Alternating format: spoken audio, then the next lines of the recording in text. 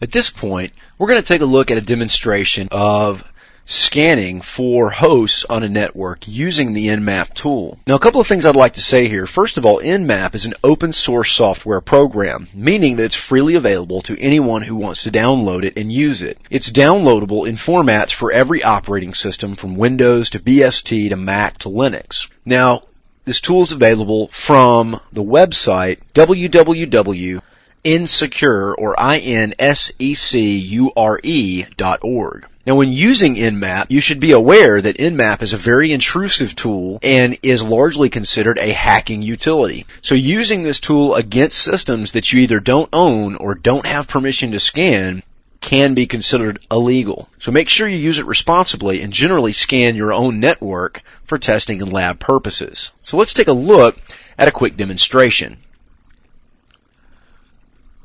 Now at this point, we basically just want to find out what's going to be on our network. And the very simple way to do that is to use a ping scan type of NMAP scan. So we're going to do a V for verbose and an SP for scan ping, followed by the actual subnet that we want to scan. Now we're on the 192.168.66 subnet with a 24-bit subnet mask.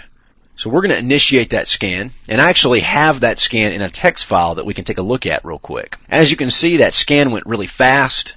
We've gotten a couple of different IPs that are up. I'm going to go ahead and pull up kwrite so we can see.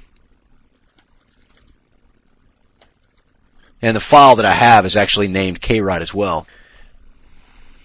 So this is an example of what you just saw. And if we look through this, we'll eliminate the items that are showing down.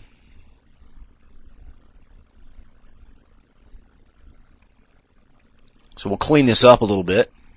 We're not too worried about DNS resolution.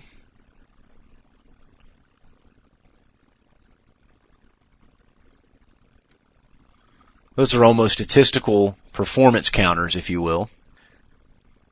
And it's also going to tell us the MAC address, obviously, of the host that we're scanning, because that's going to be contained within the ping request itself.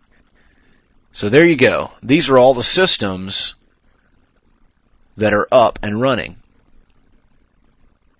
So that's a pretty clean-cut look at what's available to us on our network.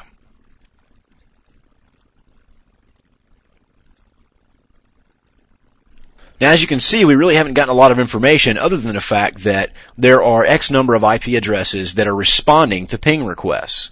And although this is valuable information, we might want to get a little bit more detailed. And that's where we move into the future of what we're going to talk about next, being enumeration of information. For now, I also want to show you some of the things that we mentioned about doing UDP scanning. In the example that we just did, this is essentially an ICMP scan. So it happened very quickly, and for us, happens to be very responsive. But for all we know, there could be lots more IP addresses out there that aren't responding to ICMP. So we might try a UDP scan. Again, it's going to be slow, and it may not give us the results we're looking for, but I definitely want to show you how it works. We're going to ask for that verbose again, but this time we're going to do a scan U for scan UDP.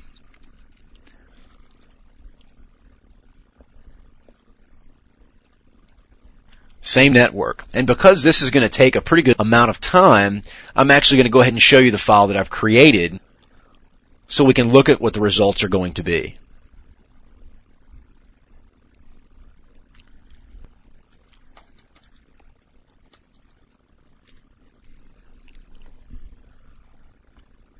This is going to be the results of the UDP scan that we just initiated. And it's actually giving us quite a bit of information. We can see that on this particular host, .1, we can see various UDP style ports are open and offering their services, such as network time, NetBIOS name resolution, as well as Microsoft services. Because if we move down a little bit, we can also see that we picked up another system, .128, which is running the DHCP client as well as trivial file transfer protocol.